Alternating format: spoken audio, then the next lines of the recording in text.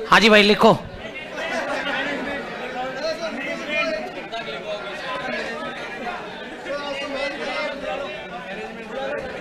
हाँ सुनिएगा, I am not available 2 to 4, मेरी दूसरी जगह क्लास है।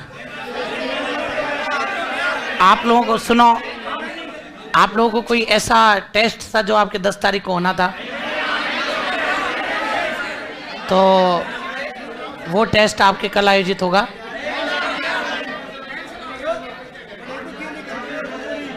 ठीक है ना? डर लगता है तुमसे? चलिए साहब,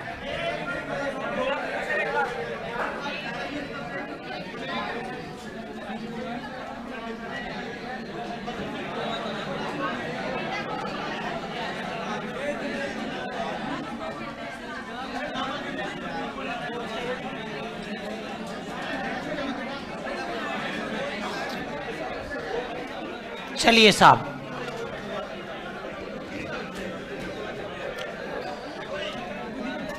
मीणा जनजाति आंदोलन। जनजाति आंदोलनों के अंदर आखिरी आपके पॉइंट आता है मीणा जनजाति आंदोलन।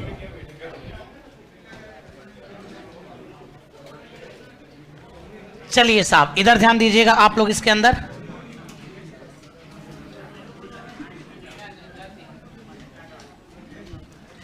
मीणा जनजाति आंदोलन के अंदर आप लोग देखिएगा, कुछ पॉइंट्स अपने पास यहां पर बनते हैं। कोई बहुत बड़ा आंदोलन नहीं है, इसको याद रखने का एक बेसिक फॉर्मेट है, वो आप लोग देखना। सबसे पहले 1924 के अंदर, फिर इसके बाद में अपन चलेंगे 1930 पर, 1930 के बाद में हम लोग चलेंगे 1933 पर, 1933 के बाद में हम लोग चलेंगे 1944 पर, फिर अपन चलेंगे 1946 पर, और फिर अपन आ जाएंगे 1952 पर, और ये आंदोलन आपके समाप्त हो जाएगा। ये फॉर्मेट बनाना अगर आपको आ गया तो आपका काम हो जाएगा, तो ये ध्यान रखना आप लोग। सबसे पहली बात 1924 के अंदर, और हमारे जो ब्रिटिश गवर्नमेंट थी उस समय, जिसको हम भारत सरकार कहेंगे, भाई भले ही चाहे ब्रिटेन की हो लेकिन भारत सरकार तो थी, तो भारत सरकार ने एक अधिनियम लागू किया जिसका नाम था आपके आपराधिक जनजाति अधिनियम। बोलो क्या नाम?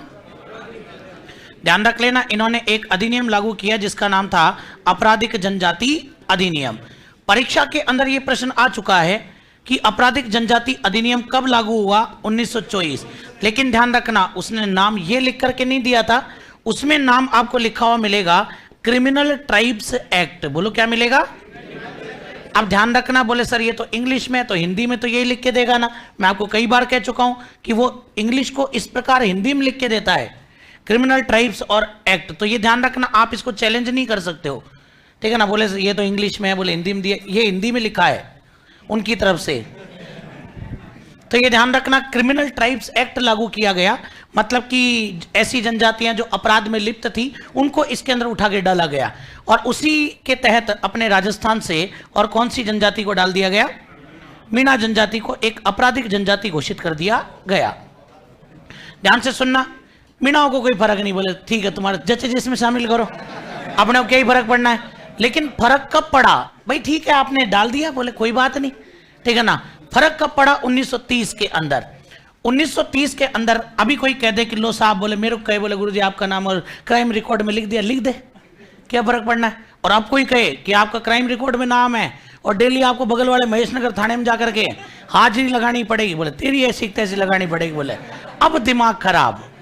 तो वही यहां पर हुआ, भाई तुमने उठा के डाल दिया, डाल दे भाई, हम पे क्या फर्क पड़ना है। लेकिन इन्होंने यहां पर एक कानून लागू कर दिया जिसका नाम है जरायम पेशा कानून। बोलो क्या नाम?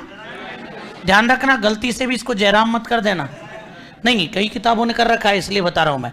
जरायम पेशा कानून लागू कर दिया गया मीणाओं पर, 1930 के अंदर यह लागू हुआ। इस कानून के अंदर यह बताया गया कि जो भी आपके 12 से प्लस आयु के जो मीणा युवक युवतियां हैं, मतलब कि मैं यूं कहूं कि टीनेजर्स और उससे अबव वाले जितने भी आपके आते हैं, तो ये ध्यान रख लेना, जितने भी 12+ वाले हैं उनको आपके पर डे आपको कहां जाना पड़ेगा? पुलिस स्टेशन, और पुलिस स्टेशन जाकर के अपनी हाजिरी लगानी पड़ेगी, ठीक है ना? डेली थाने में जाकर के हाजिरी लगानी पड़ेगी, बोले साहब, ठीक है ना। बोले साहब मैं तो आगरा गया था मामा जी के ब्याह में, तो बोले उसमें कोई दिक्कत नहीं है, मामा जी का ब्याह जहाँ था ना उसके आसपास तो कोई थाना होगा ना, वहाँ हाजिरी लगाओ। लगाना जरूर है बोले साहब। तो ये ध्यान रखना, ये कौन सा कानून था? जराइम पेशा कानून। और इस जराइम पेशा कानून ने यह तय कर दिया कि 12 वर्ष से अधिक आयु के मीणा युवक युवतियों को प्रतिदिन थाने में हाजिरी लगानी पड़ेगी। तो ये ध्यान रखना, 12 वर्ष से अधिक आयु के युवक युवतियों को, वो भी कौन सी जाति के? मीणा। युवक युवतियों को प्रतिदिन पास के थाने में, जैसे अभी तुम निकलो तो महेश नगर थाने में लगा जाना, पास के थाने में लगा मत जाना तुम, कह दो बोले गुरुजी ने भेजा था और आगे गुरुजी को टाक ले जाए। हाजिरी लगाना अनिवार्य है। हाँ, पुलिस वालों के लिए कोई बारी नहीं होता भैया, ठीक है ना। हाँ, वो सबको हल्का कर देते हैं फिर।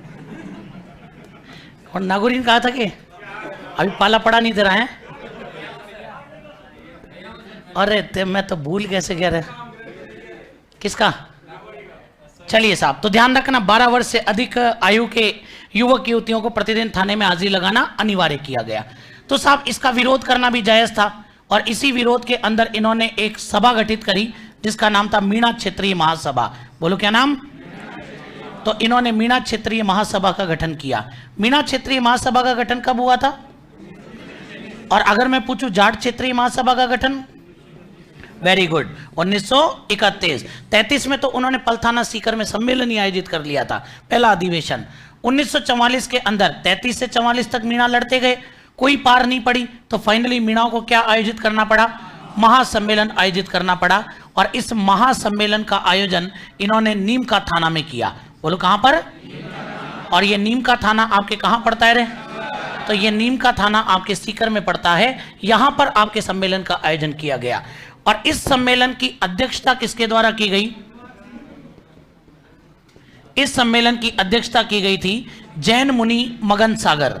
ध्यान रखना, किसके द्वारा? जरूर याद रखना आप लोग। पहली बात तो ये सम्मेलन कब हुआ था, कहां पर हुआ था, और अध्यक्षता किसके द्वारा की गई? जैन मुनि मगन सागर के द्वारा इसकी अध्यक्षता की गई। ये जो जैन मुनि मगन सागर हैं, इन्होंने मीणाओं के एक प्रमुख ग्रंथ की रचना भी की थी, और इनके ग्रंथ का नाम था मीन पुराण। बोलो क्या नाम?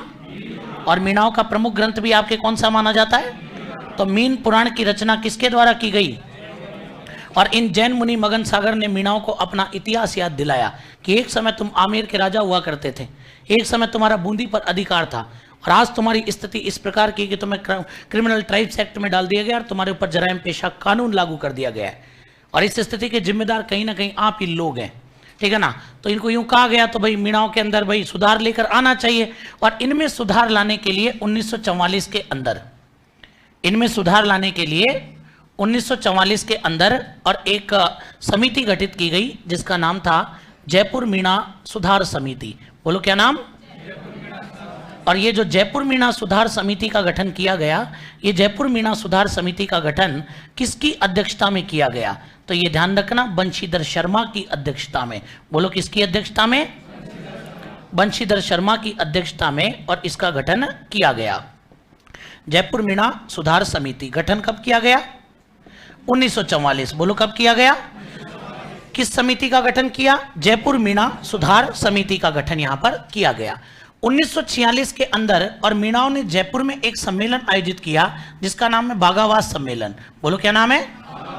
जयपुर के अंदर ही स्थान पड़ता है आपके बागावास, तो ये ध्यान रख लेना। इन्होंने बागावास सम्मेलन का आयोजन किया, और इस बागावास सम्मेलन के अंदर इन्होंने और चौकीदारी पदों से इस्तीफा दे दिया, ठीक है ना। बोले हमारा नाम क्यों आता है? क्योंकि हम चौकीदार हैं, हम रक्षा करते हैं, और चोरी होती है तो भी हमारे ऊपर ही आता है वो तो इन्होंने क्या किया? बोले कि ठीक है, तो बोले आज के बाद आप अपने पदों को संभालो, और इन्होंने चौकीदारी पदों से क्या कर दिया? इस्तीफा दे दिया। और चौकीदारी पदों से इस्तीफा जिस दिन दिया, वो दिन प्रॉपर डेट अगर पूछता है तो वो प्रॉपर डेट आपके निकल करके आती है कब? 28 अक्टूबर 1946। और 28 अक्टूबर 1946 को इन्होंने इस दिन को किस रूप में मनाया? मुक्ति दिवस। बोलो किस रूप में? तो ये ध्यान रखना, मीणाओं का मुक्ति दिवस आपके कब मनाया गया? 28 अक्टूबर 1946 को इन्होंने मुक्ति दिवस मनाया। और 1952 में जाकर के सरकार ने और इनके ऊपर से जो कानून लगा हुआ था जराइम पेशा कानून, इस जराइम पेशा कानून को क्या कर दिया? समाप्त कर दिया। तो ये चीज आप लोग थोड़ा सा ध्यान रख लेना कि जराइम पेशा कानून कब समाप्त किया गया।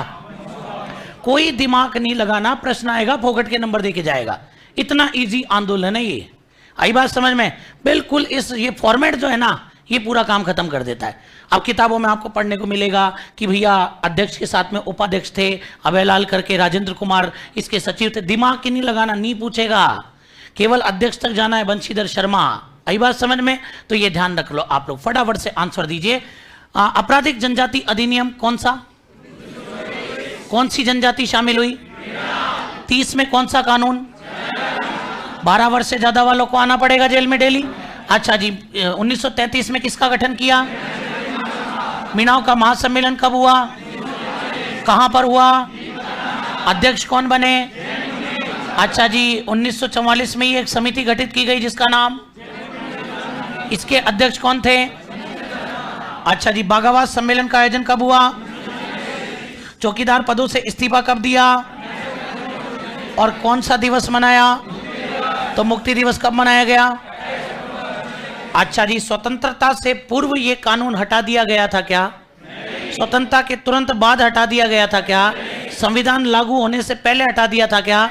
संविधान लागू होने के बाद हटाया था क्या?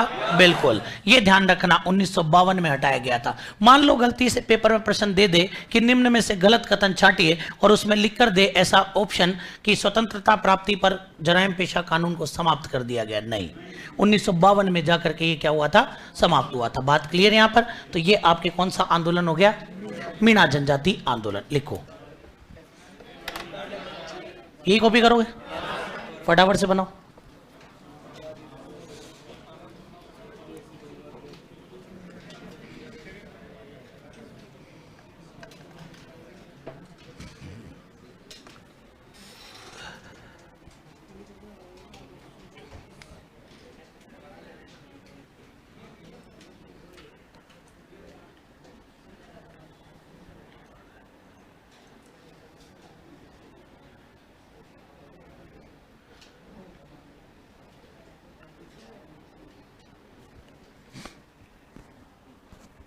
भेज दिया, ये भेज दिया।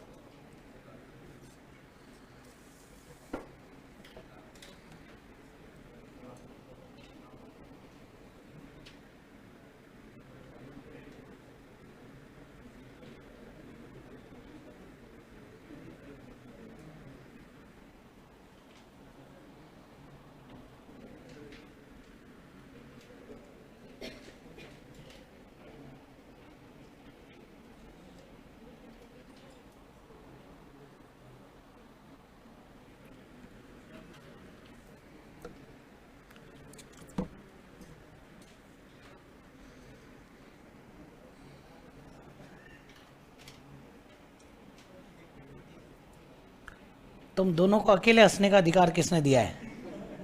ध्यान रखना, जराइम पेशा कानून लागू कर दूंगा दोनों पे।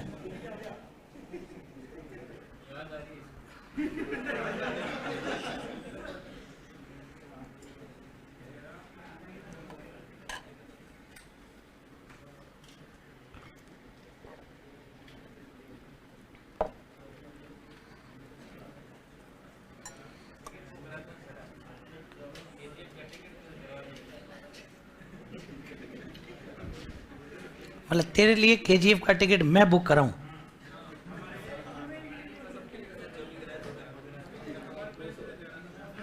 कितने हो तुम?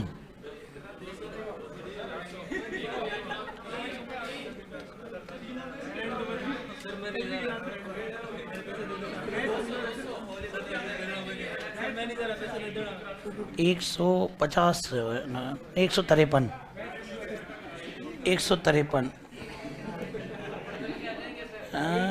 153 मल्टीप्लाई बाई, हाँ इतने लेंगे तो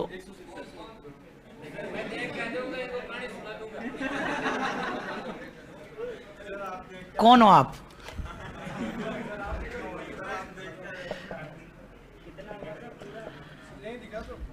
नहीं नहीं नहीं, मैं तुम्हें केजीएफ दिखाऊंगा, काहे चिंता करते तुम?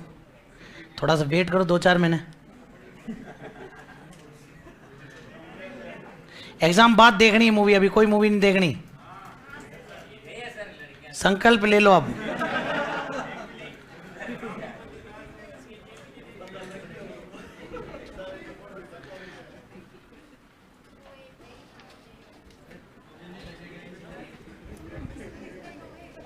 वही कह रहा है सर, आपको मैं दिखाना चाहता हूं केजीएफ 2।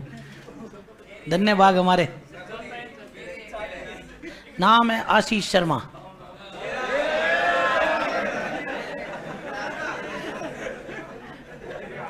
चलो भाई, मैंने सुना बोला 2 के लिए पहले फर्स्ट देखनी पड़ेगी, मैंने तो फर्स्ट ही नहीं देखी।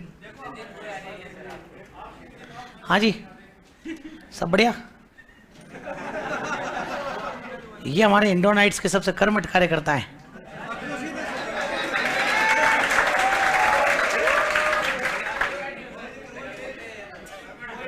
चलिए साहब, और ये अपना जनजाति आंदोलन का टॉपिक समाप्त।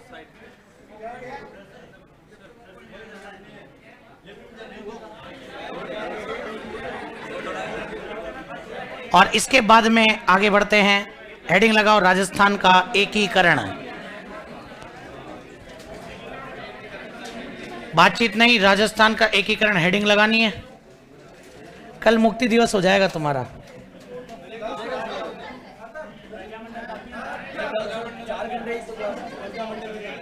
चार घंटे में 2 घंटे में प्रजामंडल और 2 घंटे में सभ्यता, बात खत्म। और क्या ही चाहिए तुम्हें? तुम अभी और चाहते हो क्या आगे तक? एजुविश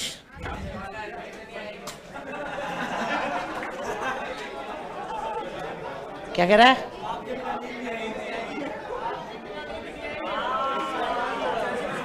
चलिए साहब, हेडिंग लगाइए, राजस्थान का एकीकरण। और विशेषकर समझना, डेट्स का मामला बहुत ज़्यादा है।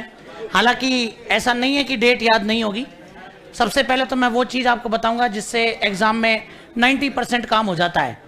10% के लिए अपन को इधर उधर भागना पड़ेगा, लेकिन 90% चीज़ें जो मैं आपको पहले बताऊंगा उसी में से आएंगी भाई। हेडिंग लगाइए, राजस्थान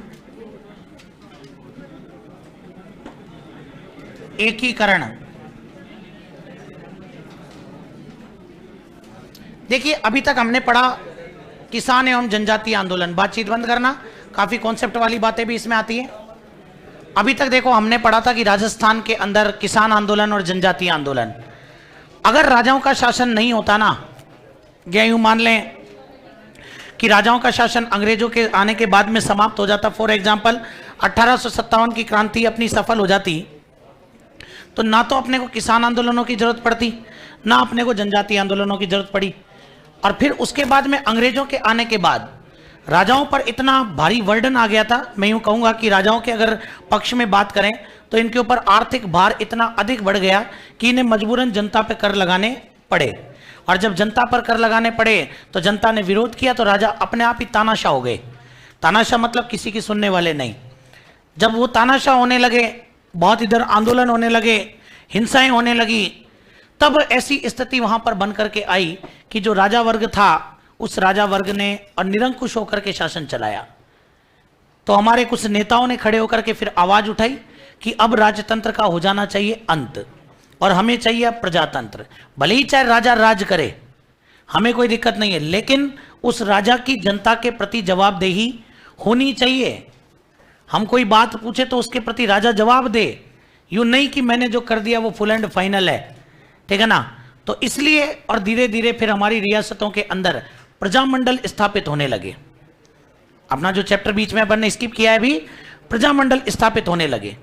प्रजामंडलों का एक ही उद्देश्य था, हर रियासत के अंदर उत्तरदायी सरकार की स्थापना कर दी जाए। जितनी भी रियासतें हैं वो सब ये तय कर लें कि सब जनता के प्रति जवाबदेही रहें। ठीक है साहब, धीरे धीरे इसके लिए स्ट्रगल हुआ, काफी लंबा स्ट्रगल चला, एंडिंग मोमेंट पर आकर के और ऐसा हुआ कि प्रत्येक रियासत के अंदर और विधानसभाएं गठित होने लगी। सबने अपनी अपनी एक जनता के प्रति एक समिति बनाना शुरू कर दिया, जनता को अपने शासन में इन्वॉल्व करना स्टार्ट कर दिया। और जब जनता ने इन्वॉल्वमेंट दिखाया तो धीरे धीरे राजशाही अंत क्या होने लगा, समाप्त होने लगा। उसी बीच फिर समय आ गया कि भैया 1947 का टाइम, अगर थोड़ा सा फ्लैशबैक में मैं यहाँ पर बात करूं तो जिस समय की मैं बात कर रहा हूं, हमारे राजस्थान के अंदर उस समय 19 रियासतें थी। कितनी? 3 ठिकाने थे और 1 केंद्र शासित प्रदेश था। ध्यान रखना, हमारे राजस्थान के अंदर टोटल कितनी रियासतें थी? 19। तो हमारे राजस्थान में अगर बात करें तो टोटल 19 रियासतें थी। और अगर बात करें ठिकाने कितने थे? 3। तो 3 आपके ठिकाने थे और केंद्र शासित प्रदेश कितने थे? 1। इस प्रकार हमारा राजस्थान बटा हुआ था और चैलेंज ये था कि इन सबको मिलाकर के अपने को राजस्थान बनाना है, ठीक है ना, क्योंकि राजाओं को अब अपने आप को सरेंडर करना पड़ेगा। राजा अपने आप को सरेंडर करेंगे तो हमें इनको मिला करके और पूरा राजस्थान बनाना पड़ेगा। पहली बात तो यही बहुत बड़ा चैलेंज था कि राजा सरेंडर कर दें, ठीक है ना। ये अपने आप में बहुत ही भारी चैलेंज था। 19 रियासतें कह रही है तो अपन पढ़ेंगे। 3 ठिकाने आप लोग याद रखना, इन 3 ठिकानों की आप लोग नकल कर लीजिए। नकल का मतलब होता है नीमराणा। नकल का मतलब क्या होता है? नीमराणा, कुशलगढ़, ध्यान रख लेना, नीमराणा, कुशलगढ़ और लावा, ये 3 अपने को ध्यान रखने हैं भैया।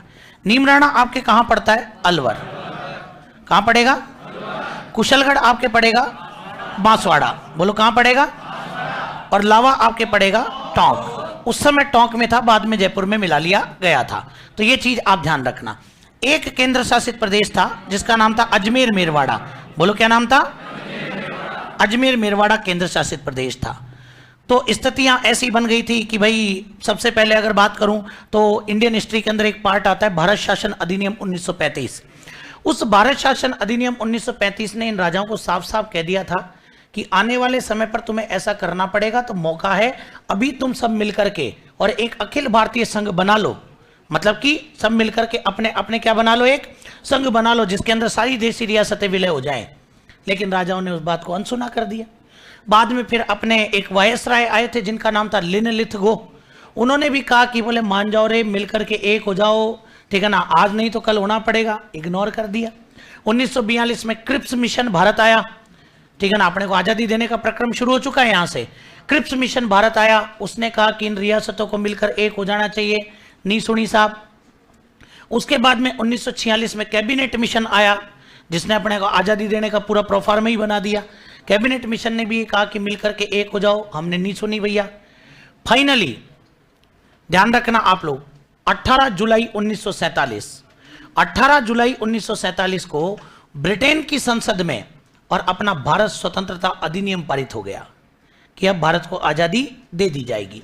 और उस अधिनियम की धारा 8 ने और ये कह दिया, अंग्रेजों ने उसके अंदर साफ साफ स्पष्ट कर दिया अंग्रेजों को कि ये गलियां, ये चौबारा यहां आना ना दोबारा। मतलब कि हमारे और रियासतों के, मतलब रियासतों और अंग्रेजों के बीच में जो रिश्ते काफी लंबे समय से चले आ रहे थे, पढ़ा था हमने, 1817 में संधि करी, 1818 में संधि करी, 19 में संधि करी, 23 में संधि करी, सब क्या कर दी गई? बोले आज के बाद ब्रिटिश गवर्नमेंट से हमने जाकर के पूछा रियासतों के राजाओं ने, बोले क्या करें, बोले तुम जानो तुम्हारा काम जाने, अब हमारा और तुम्हारा कोई लेना देना नहीं है। बोले आज से अपने संबंध विच्छेद, तलाक तलाक तलाक स्पष्ट कर दिया गया। बोले धारा 8 के तहत, कौन सी धारा के तहत? तो फिर उसी समय आपके लॉर्ड माउंटबेटन ने एक मीटिंग ली। नरेंद्र मंडल पढ़ाया था मैंने आपको, ध्यान रखना आप लोग, नरेंद्र मंडल बीकानेर में जो अपन ने पढ़ा था, 25 जुलाई 1947 को उसकी आखिरी मीटिंग हुई थी। और 25 जुलाई 1947 को लॉर्ड माउंटबेटन ने स्पष्ट ये निर्देश दे दिए थे कि प्रत्येक रियासत को कहीं ना कहीं विलय होना पड़ेगा, कोई ना कोई डोमिनियन स्टेट का हिस्सा बनना पड़ेगा, चाहे वो भारत हो चाहे वो पाकिस्तान, आपकी मर्जी आओ जा मिलो, वो हमारी तरफ से कोई लेना देना नहीं है, लेकिन आपको मिलना जरूर पड़ेगा, ठीक है ना, आपको मिलना जरूर पड़ेगा साहब। तो बोले साहब अपने राजाओं ने कहा, बोले अगर हम हमारा कोई अगर स्टेट बना ले तो चलेगा, मतलब कि राजस्थान में न विलय हो, हम हमारा स्टेट बना ले तो ठीक है, बोले बना सकते हो, कोई दिक्कत नहीं है। तो 25-26 जून 1946 की बात बता रहा हूं मैं आपको, थोड़ा सा फ्लैशबैक में आकर। 25-26 जून 1946 को अपने जो भूपाल सिंह जी थे ना मेवाड़ वाले, उन्होंने क्या किया, मालवा, गुजरात और अपने राजस्थान, राजपूताना, तीनों के राजाओं का एक सम्मेलन बुलवाया, क्योंकि बगल में मालवा था, इधर गुजरात था, इधर अपना और राजपूताना था। सबके राजाओं को कह दिया क्यों ना अपन मिलकर के एक स्टेट ही बना ले, आने वाले समय पर अपन ही लीडर रहे तो बढ़िया ही है ना। तो बोले राजाओं ने बोला हाँ बात तो आपकी सही है। 22 राजाओं ने इसके अंदर भाग लिया, ठीक है ना, लेकिन 22 राजाओं में से किसी ने पूछा कि बोले ये बताओ कि फिर अपन एक, आप जो कह रहे हो कि हम राजस्थान यूनियन बना लेते हैं, उस राजस्थान यूनियन का फिर लीडर कौन बनेगा? भोपाल सिंह ने कहा यार मैं पहल कर रहा हूं तो मैं ही बनूंगा ना। तो फिर बाकी इनका तो फिर रहने दो, बोले फिर रहने दो साहब। यही विचार आपके अपने भीम सिंह जी कोटा वालों के मन में आया। उन्होंने कोटा वालों को, बूंदी वालों को, झालावाड़ वालों को बुलाया, बोला आओ बैठ के बात करते हैं। बोले ऐसे ही घूमते फिरोगे, एक हाड़ौती संघ बना लो बैठ करके। मैंने बात करी है शाहपुरा वालों से, वो भी कह रहे हैं हम भी मिल जाएंगे। मैंने बात करी है टोंक वालों से, वो भी कह रहे हैं हम भी मिल जाएंगे। बोले बहुत बढ़िया बात है। बहादुर सिंह जी ने कहा बूंदी वालों ने, अरे ये तो बहुत जोरदार आपने सुझाव दिया, बनाना चाहिए हाड़ौती संघ, लीडर कौन रहेगा? भीम सिंह जी ने कहा यार मैं कह रहा हूं तो मैं ही रहूंगा ना। बोले नहीं फिर रहने दो। बोले डूंगरपुर के लक्ष्मण सिंह जी के मन में भी यही विचार आया। उन्होंने तुरंत बांसवाड़ा वालों को बुलाया, प्रतापगढ़ वालों को बुलाया, बोले यार अपन मिलकर के वागड़ संघ बना लेते हैं यार, बढ़िया ही रहेगा अपने लिए। तो अपने क्या नाम से बांसवाड़ा वालों ने चंद्रवीर सिंह जी ने कहा बहुत बढ़िया विचार है आपके, लीडर कौन रहेगा? बोले यार मैं ही रहूंगा यार। बोले फिर रहने दो। बोले मतलब कि सबके मन में ये विचार आए, लेकिन अपने क्या कि सत्ता की जो भूख थी ना उसने सबको दूर कर दिया, हम कर ही नहीं पाए इस फॉर्मूले को। फाइनली 5 जुलाई 1947 को और रियासती विभाग की स्थापना की। अध्यक्ष बनाया सरदार वल्लभ भाई पटेल को, सचिव बनाया वीपी मेनन को। किसको? वीपी मेनन को। और इनको सचिव बना करके और फिर ये कहा गया कि बोले ठीक है अब सारी जिम्मेदारी आपकी। 572 रियासतें हैं, कैसे मिलाना है आप जानो, आपका काम जाने।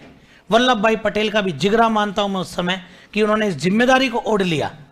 मतलब कि उस समय के लीडर में अगर कोई मोटिवेट करता है ना तो वल्लभ भाई पटेल थे।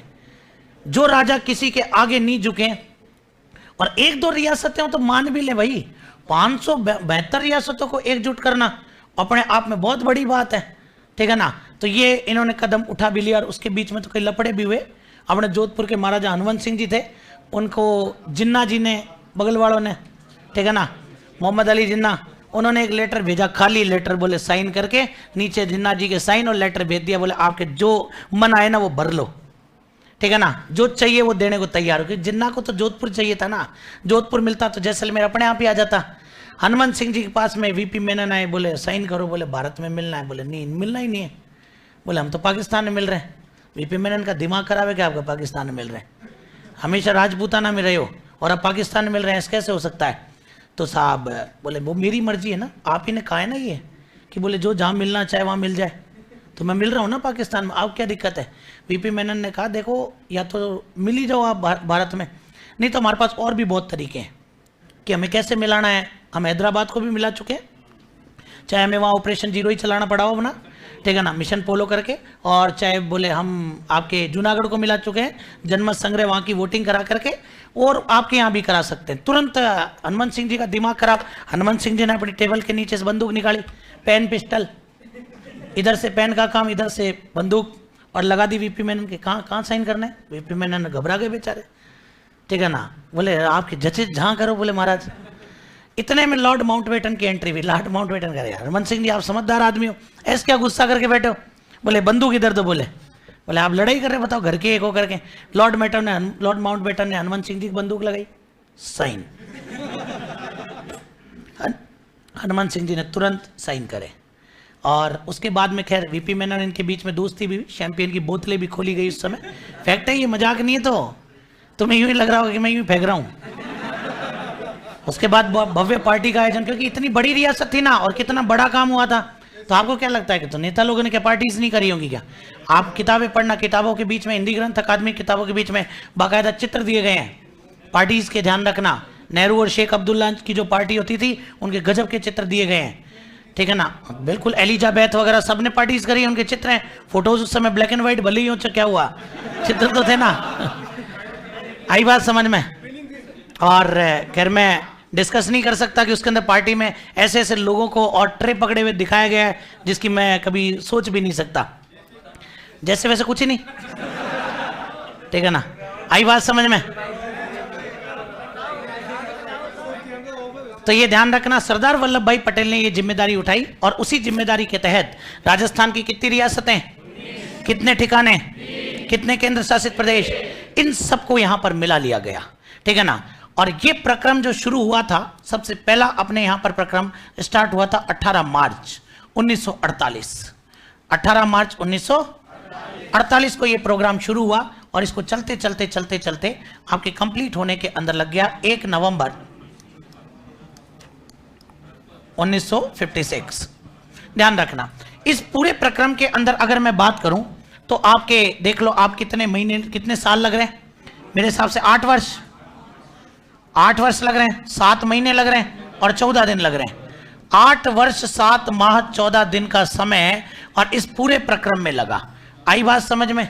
ये ध्यान रखना, 8 वर्ष 7 माह 14 दिन का समय है इस पूरे प्रक्रम में लगा। और इसके अंदर किस प्रकार एकीकरण किया गया उसकी भूमिका अब अपन यहां पर बनाते हैं भाई। एक एक पॉइंट को ध्यान से सुनना।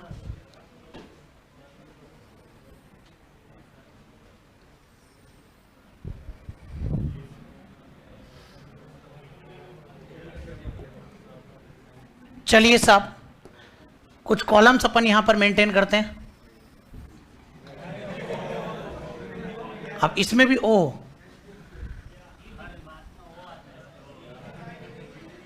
हाँ तो कोई ना, सीधी तुम कर लेना।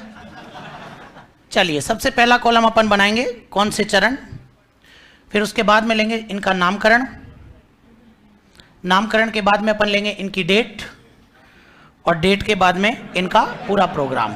बातचीत नहीं भाई। अब सबसे पहले अपना पहला चरण,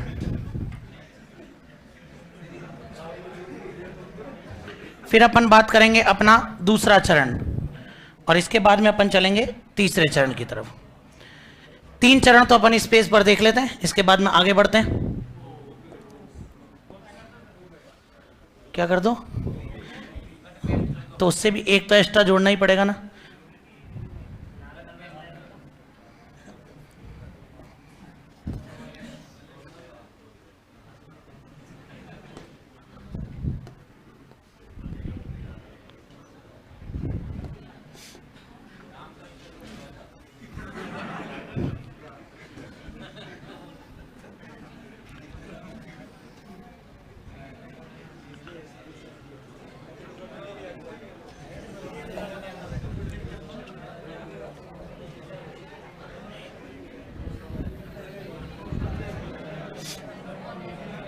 हाँ जी,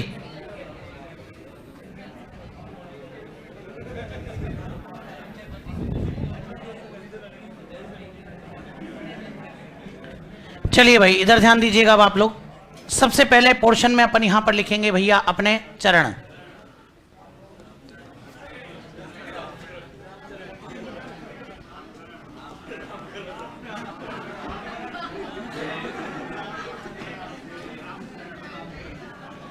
फिर यहां पर ध्यान रखना आप लोग, यहां पर अपन लेंगे रियासत प्लस ठिकाने प्लस केंद्र शासित प्रदेश। सबसे पहले अपन यहां पर लिख देते हैं अपने पहला चरण, प्रथम, द्वितीय,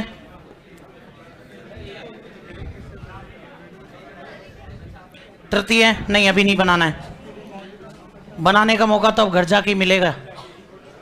चतुर्थ, समझना भाई आप इस चीज को, यहां पर पंचम। यहां पर कोशिश करना कि आपको ये याद हो जाए बस, ठीक है ना। बनाने का तो क्या है कि कभी वो तो पड़ा ही रहेगा मोबाइल में, जब मन करे तब बना लेना, लेकिन अभी कोशिश करना ये याद हो जाए भैया। टोटल कितने चरण है? 7। मतलब राजस्थान का एकीकरण आपके कितने चरणों में जाकर हुआ? तो राजस्थान का एकीकरण आपके 7 चरणों में जाकर के हुआ। First, second, third, fourth. ये तो मुझे ही आता है, तो तुम क्या बता रहे हो? 7 चरणों में जाकर के एकीकरण हुआ। और ये जो 7 चरण है आपके, इनका एक फॉर्मूला आप लोग रेडी कर लीजिए।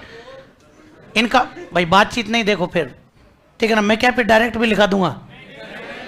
तो ये ध्यान रखना, इसके लिए एक फॉर्मूला अपने दिमाग में सेट कर लो कि एकीकरण करने के लिए एमपी से बस राजस्थान आई।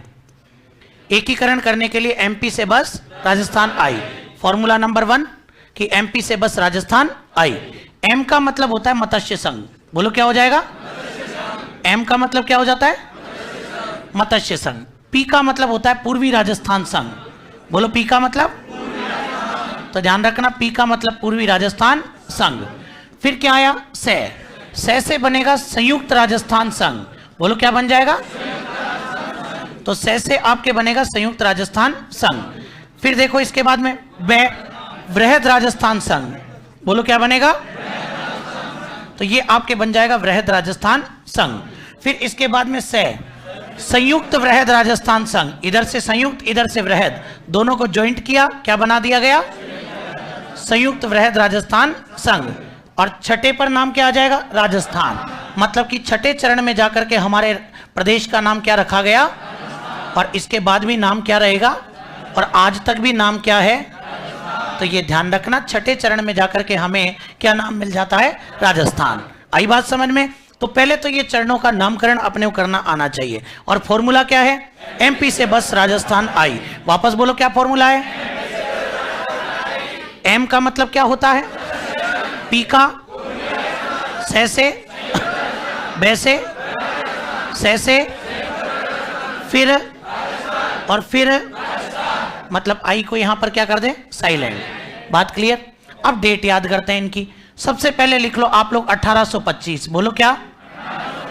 वापस बोलो क्या? आखिरी पॉइंट क्या है? 1825 में 5 जोड़ दो, कितना आ जाएगा? 1830। बोलो क्या आ जाएगा? भारत में मुगल सत्ता की स्थापना कब हुई थी? 1526। याद करो, पानीपत का युद्ध। 26 में स्थापना, 27 में खानवा के युद्ध में उसका स्थायित्व। ध्यान रखना, भारत में मुगल सत्ता की स्थापना कब हुई? आपको याद क्या करना है? एक। वापस बोलो सबसे पहले 1800, 5 जोड़ोगे तो 1800, मुगल सत्ता की स्थापना। और याद क्या करना है? वापस बोलो पहले क्या है? 5 जोड़ोगे तो मुगल सत्ता की स्थापना। और याद क्या करना है? एक। इसके बाद में महीनों पर आते हैं, तो महीनों के लिए एक फॉर्मूला लिख लो कि मामा अम्मा मंजन करो। मामा अम्मा मंजन करो। वापस बोलो क्या करोगे? अब देखो आप लोग खुद ही बता दोगे, मेरे को बताने की जरूरत नहीं है। मां से क्या बनाओगे? फिर मां से ऐसे, मां से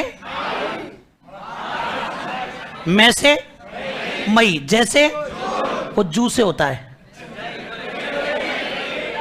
जुलाई भी जू से होता है, जनवरी। और न से वापस बोलो मां से, मां से ऐसे, मां से मैं से जैसे, न से। तो 18 के आगे क्या लिखूं? फिर वापस, फिर अप्रैल के बाद मार्च, फिर उसके बाद मई के बाद और जनवरी के बाद। तो बताओ ये महीने क्लियर है? महीने क्लियर है क्या? अब ईयर देख लेते हैं एक बार। 3 बार 48। बोलो 3 बार। अपने घटते हुए क्रम में चलना है, ध्यान रखना, घटता हुआ क्रम। 3 बार तो 2 बार बोलो 2 बार, तो एक बार और आखिरी 1956। कोई दिक्कत यहां पर? तो सबसे पहले तो यही ध्यान रख लेना भैया, पहले तो आप लोगों को ये याद होना चाहिए कि एमपी से बस राजस्थान आई, मत्स्य पूर्वी राजस्थान, संयुक्त वृहद राजस्थान, ठीक है ना। फिर डेट याद होना चाहिए 1825, 5 जोड़े 1830, 1526 1। फिर याद होना चाहिए मार्च, अप्रैल, मार्च, मई, जनवरी, नवंबर। 3 बार 48, 2 बार 49, 1 बार 50, लास्ट में 56। कोई दिक्कत?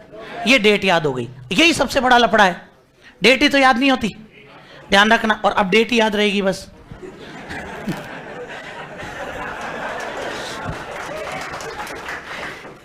चलिए साहब, हाँ जी,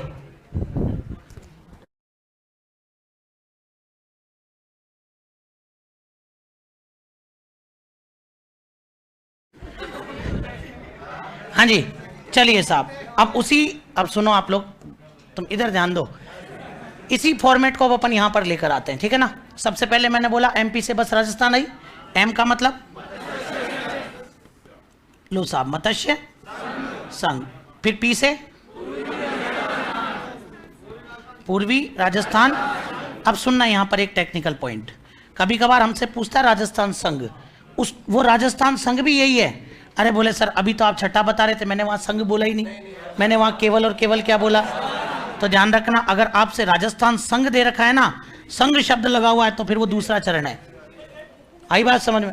हाँ वो गलत है, वो छठे चरण में संघ वंग सब हटाओ, क्योंकि संघ तो भारत हो गया ना भाई, संघ तो क्या हो गया, अब भारत हो गया, अब ये तो राजस्थान हो गया ना।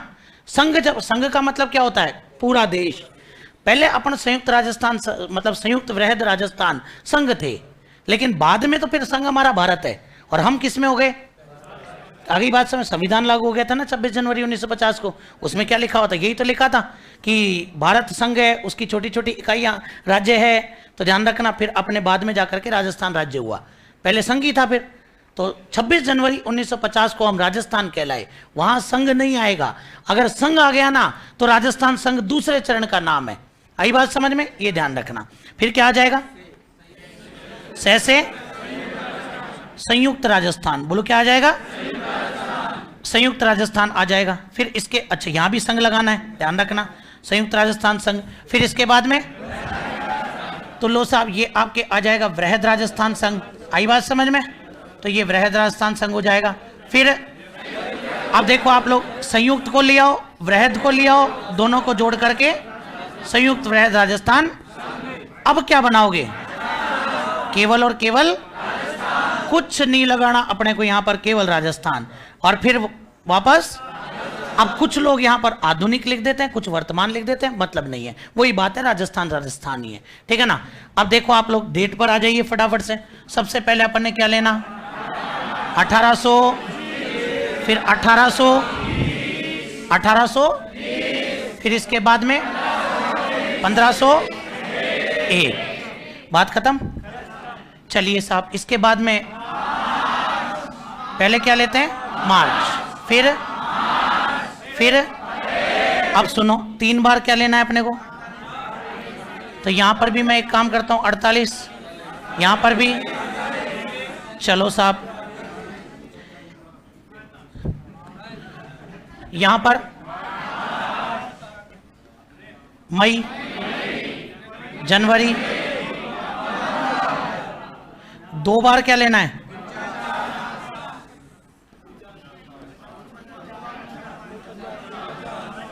एक बार और आखिरी। चलिए ये तो अपन ने फॉर्मेट से याद कर लिया। अब अगली चीज जो कि सबसे इंपॉर्टेंट है, इसको देखते हैं अपन। इसमें भी कोई बहुत बड़ी बात नहीं है। बच्चा जब नया नया लॉन्च होता है ना, सबसे पहले वो ABCD सीखने का प्रयास करता है, ठीक है ना। सबसे पहले हाँ बस, अरे रहने दो, अब रहने दो, अब तुम ध्यान से समझो, मजाक मत लेना। अब A4 आपके हो जाएगा अलवर, A का मतलब B4, ये ध्यान रखना, K नहीं, ये याद करने के लिए अपन C से बना देते हैं। और फिर D का मतलब, थोड़ा सा कॉमन सेंस यूज करना। मैंने आपको 3 ठिकाने बताए थे, उनमें से कोई आ रहा है क्या? अलवर के अंदर आ रहा है ना? भरतपुर में कोई ठिकाना था क्या? करौली में था क्या? धौलपुर में था क्या? मतलब कि अगर हम टोटल रिजल्ट निकालें ना तो 4+1 आ रहा है। आ रहा है क्या?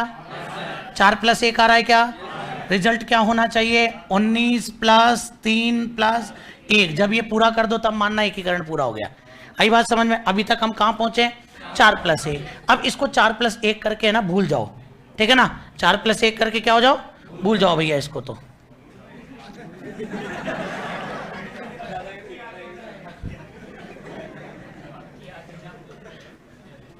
हाँ जी, तो ये ध्यान रख लेना इसको। तो अब अपने को काम में अभी नहीं लेना है। अब बाकी आगे बढ़ते जाइए, ठीक है ना? अब साहब दूसरा चरण आया। दूसरे चरण के अंदर भाई अपन ने राजस्थान का निर्माण शुरू कर दिया। तो निर्माण शुरू कर दिया तो सबने कहा बोले थोड़ा राजस्थान में झाड़ू वाड़ू लगाओ, बढ़िया। मोदी जी ने स्वच्छ भारत अभियान भी चालू किया। तो पटवारियों को लगाया गाँव के अंदर, बोले जाकर के पता करो, बोले साहब झाड़ू वाड़ू ढंग से निकल रही कि नहीं।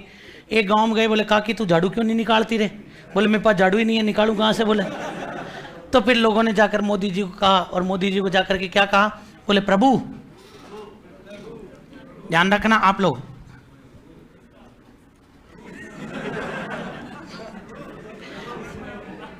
ध्यान से सुनिएगा।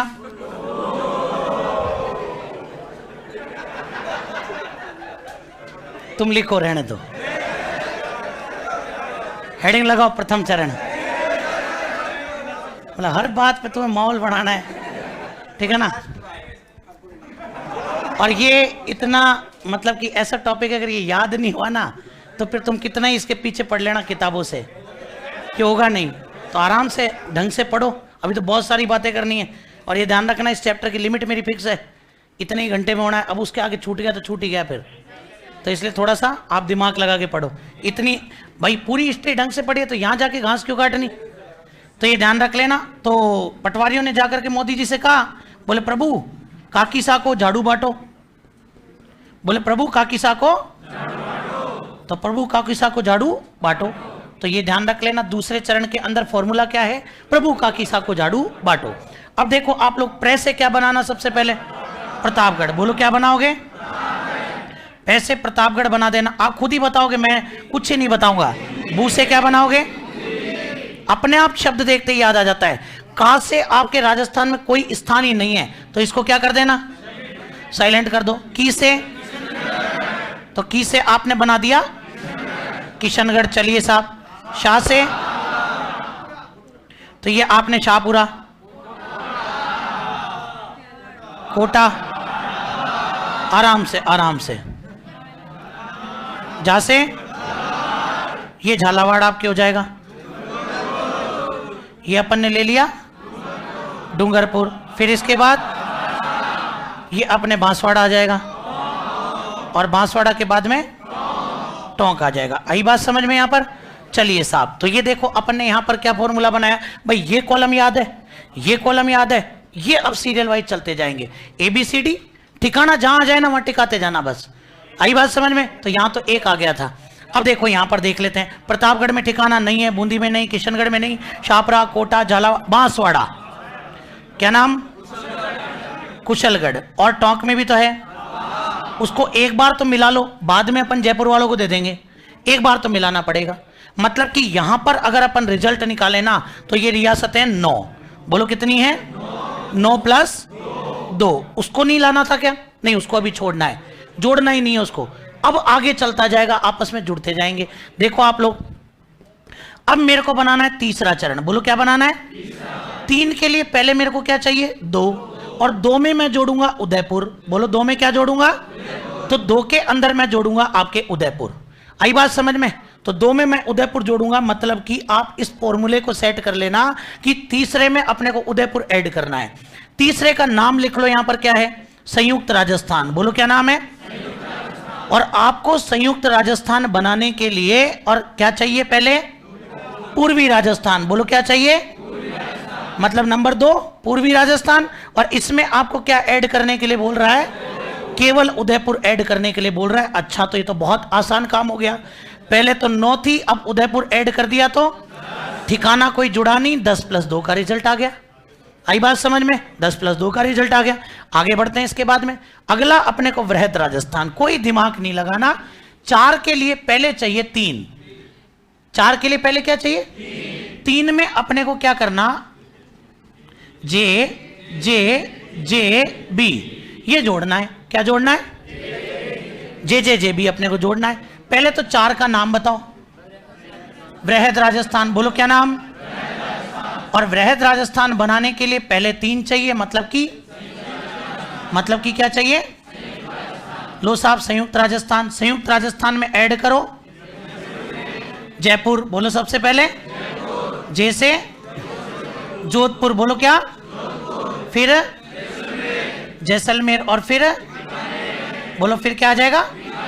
तो आपने इनको ऐड कर दिया भैया। आई बात समझ में? तो ये जे जे जे भी ऐड कर दिया आपने। बताइए आप लोग, पहले कितनी थी? 10, अब कितनी हो गई? 10 और 4 और जोड़ दी ना, और ठिकाने उतने के उतने ही रहेंगे। 14 + 2। आई बात समझ में? इसके बाद में फिर देखो, अब आपको क्या बनाना है? नंबर 5। 5 के लिए आप एक छोटा सा काम करो ना, 4 + 1 ही कर दो ना। 4 में 1 जोड़ते हैं तो 5 ही होते हैं ना, मतलब कि वो 1 जो छोड़ा था ना अब काम आएगा। तो देखो आप लोग, संयुक्त वृहद राजस्थान के लिए अपने को क्या चाहिए? 4 नंबर। 4 नंबर बोले तो वृहद राजस्थान में 1 नंबर, मतलब कि मत्स्य संघ। बोलो क्या जुड़ना है? तो मत्स्य संघ को ऐड करना है। चलो साहब ऐड करके देखते हैं। 14, अच्छा वहां 4 थे ना, तो 14 और 4 कितने हो गए? यहाँ 2 है, वहां 1 था, 3, मंजिल के करीब तो आ गए। 18 + 3 हो गई। आ गई बात समझ में? चलिए साहब, इसके बाद में क्या चाहिए? नंबर 6, मतलब अपने को क्या बनाना है? राजस्थान बनाना है। बोलो क्या करना है? और राजस्थान बनाने के लिए आपने जो संयुक्त वृहद राजस्थान बनाया है, उस संयुक्त वृहद राजस्थान में आप क्या कर दो? सिरोही जोड़ दो। बोलो क्या कर दो? आपको सिरोही तो बच रही है केवल, तो सिरोही को जोड़ दो। लेकिन सिरोही के अंदर किसको छोड़ करके? ये जरूर याद रखना, आबू देलवाड़ा छोड़कर। बोलो क्या नाम? आबू देलवाड़ा छोड़कर आप पूरा सिरोही जोड़ दीजिए भाई, ठीक है ना। आबू देलवाड़ा को छोड़ करके पूरा सिरोही जोड़ दिया गया, और अपने क्या बना दिया गया? राजस्थान। आई बात समझ में? मतलब 18 की तो क्या हो गई? 19 + 3। बात समझ में आई? तो ये चीज आप ध्यान रख लेना भाई। अपना एकीकरण तो वल्लभ भाई पटेल ने यहीं तक मान लिया था। वल्लभ भाई पटेल ने कहा आप कंप्लीट हो चुके हैं। जब अपन को यहां तक कंप्लीट मान लिया गया, तो इसके बाद बोले अपने हीरालाल शास्त्री जी नाराज हो गए, ठीक है ना। हीरालाल शास्त्री जी ने वल्लभ भाई पटेल को कहा कि बोले ऐसे कैसे हो सकता है? बोले हम और गोकुल भाई भट्ट हमारे लिए खास आदमी है, राजस्थान के गांधी हैं गोकुल भाई भट्ट। तो बोले हम गोकुल भाई भट्ट के बिना राजस्थान चला ही नहीं सकते। राजस्थान है, गोकुल भाई भट्ट है, गोकुल भाई भट्ट है तो राजस्थान है। सीधी सी बात, हमें गोकुल भाई भट्ट चाहिए। और गोकुल भाई भट्ट कहाँ के हैं? सिरोही के। कहाँ के हैं? पटेल साहब क्या गुजराती आदमी थे, और गुजराती आदमी अपने से 8 कदम आगे चलता है, फैक्ट है, ठीक है ना। ध्यान रखना आप लोग। तो गुजराती थे तो उनके दिमाग में सिरोही घूम रहा था कि सिरोही अपन किधर मिलाएंगे? अपन शास्त्री जी का एक ही तो हमारे ढंग की जगह, वो भी आप ही ले लो, हम तो वैसे ही पूरे टाइम जलते रहते हैं। एक ठंडा ठंडा कूल है, ले जाओ, ठीक है ना। हमारे क्या है? बोले साहब, तो जवाहरलाल नेहरू ने कहा, रे बोले नाराज काहे को होते हो शास्त्री जी, मैं बात करता हूँ बोले पटेल साहब से। पटेल साहब को कहा यार, बोले देखो आप समझो यार, सिरोही हमेशा उन्हीं के पास में रहा है, राजस्थान वही सिरोही में ही रहे हैं वो, ठीक है ना। और सिरोही राजस्थान का ही अंग है, तो आप उनको दे दुआ के काम निमेटो। पटेल साहब के ईगो को चोट लगी। बोले अच्छा हमारी कंप्लेंट, बोला हम ये इतना फालतू का फैलावड़ा इतना सब कुछ कर रहे हैं, और हमने सर जरा सा सिरोही क्या ले लिया, और बोले शास्त्री जी ने माहौल बना दिया। तो बोले शास्त्री जी आप राजस्थानी हो, लेकिन हम आपसे 8 कदम आगे हैं। गेम खेला। बोले ठीक है, तो सिरोही आप ले जाओ। बोले सिरोही हम आपको देते हैं। हम आबू देलवाड़ा और टोटल मिलाकर के इनके सहित 89 गांव हम गुजरात में मिलाएंगे। सिरोही पूरा आपके में मिलाएंगे, जिसमें गोकुल भाई भट्ट का हाथल गांव भी शामिल है, वो भी आप ही को दे रहे हैं, हाथल गांव, ठीक है ना। तो बोले साहब हीरालाल शास्त्री जी फिर नाराज, ठीक है ना। जवाहरलाल नेहरू जयपुर आए हुए थे, उन्होंने आकर के बातचीत करी शास्त्री जी से, शास्त्री जी ने सीधे मुंह बात ही नहीं करी, ठीक है ना। नेहरू जी ने कहा लो आओ बैठो, आप बैठो, लो चाय पीते हैं, पी गया हूँ। अरे तो बोले नाराज काहे को होते हो? तो बात ही नाराजगी की है। बोले माहौल ऐसा बना रखा आपने। बोले वो सिरोही वाला मैटर आबू देलवाड़ा ले लिया, फिर दिया ही क्यों था? ले लो उसको भी, चाहिए ही वही था, बाकी ले जाओ वो दे जाओ। मैं तो हमारे लिए तो मैं नहीं, माउंट आबू है, मंदिर वाला एरिया तो आपने ले लिया जो टूरिज्म के लिए था। अब हम क्या करें? अरे बोले तो तुमने कहा था, बोले तुम्हें सिरोही चीज दे तो दिया, चलो फिर भी मैं पटेल साहब से बात करता हूँ। पटेल साहब से बात करी, बोले यार ये क्या करा, बोला आपने आबू देलवाड़ा। बोले नेहरू जी आप शास्त्री जी को बुला के लाओ। बुलाया गया। बोले शास्त्री जी आपने क्या कहा था, ईमानदार इसका ना भगवान कसम आपको, आपने क्या कहा था गोकुल भाई भट्ट चाहिए, मैंने दिया कि नहीं दिया? तो सही। बोले गोकुल भाई भट्ट का हाथल गांव है ना, आपको मिल गया, सिरोही दे दिया आपको, आपने ये थोड़ी कहा था आबू देलवाड़ा चाहिए। बोले बात पे रहो, देखो शास्त्री जी गलत बात है बोले आपकी, ठीक है ना। तो बोले हीरालाल शास्त्री ने कहा ठीक है। बोले नहीं मान रहे तो फिर घर जाओ, बोले अपने आराम से, ठीक है ना, मैं तो रिक्वेस्ट कर रहा हूँ, दे सकते हो तो दे दो, ठीक है ना, नहीं तो फिर ये एकीकरण वगैरह ऐसे तैसे करा गया पूरा। बोले मैं कह देता हूँ रियासतों को जाकर के बंद करो ये। पटेल साहब ने देखा यार भारी पड़ जाएगा तो बोले साहब नेहरू जी ने कहा, बोले शांति रखो, सरकार में मैं बैठा हूँ, मैं एक राज्य पुनर्गठन आयोग का बना देता हूँ, वो जो डिसाइड करे वो आप कर लेना। बोले राज्य पुनर्गठन आयोग बनाया गया। राज्य पुनर्गठन आयोग से ने बात करी अपने शास्त्री जी से, बोले बोलो शास्त्री जी क्या चाहिए, आज आपकी जितनी मुराद है ना पूरी सारी बता देना, फिर बाद में नाटक मत करना, बोले अंतिम मौका दे रहे हैं आपको। बोले साहब एक तो सुनो, वो आबू देलवाड़ा दो। चलो ठीक है, बोले आबू देलवाड़ा चाहिए, लो साहब आबू देलवाड़ा आज से आपका। और बोलो अभी तो जो मन में बड़ास है ना वो निकाल लो, बोले पूरी। बोले साहब वो अजमेर मेरवाड़ा दो, अजमेर मेरवाड़ा चाहिए, अजमेर मेरवाड़ा भी आपको दिया। वहीं पर हरिभाऊ उपाध्याय बैठे थे, बोले ऐसी की तैसी दिया। बोले अरे वो दिमाग खराब है, बोले यहाँ पे धारा सभा चलती है, उसका मुख्यमंत्री हूं मैं, मेरे तो सब लेने देने पड़ जाएंगे ना, मैं कहाँ जाऊंगा, बना रहे हो क्या सीएम मेरे को? अरे बोले हीरालाल शास्त्री का दिमाग खराब है कि वो मैं हूं, ठीक है ना। तो फिर एक काम करो आप अजमेर को राजधानी बना दो। तो जयपुर वाले उछल गए, वो बोले कैसे बना दो? बोले राजधानी जयपुर बन चुकी है पहले ही, फिर अजमेर को लॉलीपॉप दी गई राजस्व विभाग, बोले ठंड रखो। बोले अजमेर मेरवाड़ा भी मिला लिया गया। बोले और बोलो शास्त्री जी आपको क्या चाहिए? बोले सर एक हमें सर सुनील टप्पा और दे दो ना, सुनील टप्पा, सुनील टप्पा है ना वो अपने एमपी में पढ़ता है, वो भी हमें चाहिए। अरे बोले शास्त्री जी खुद के घर की बात करी है, दूसरों से थोड़ी उठा के लाना है। बोले साहब समझो जरूरत है मैं उसकी।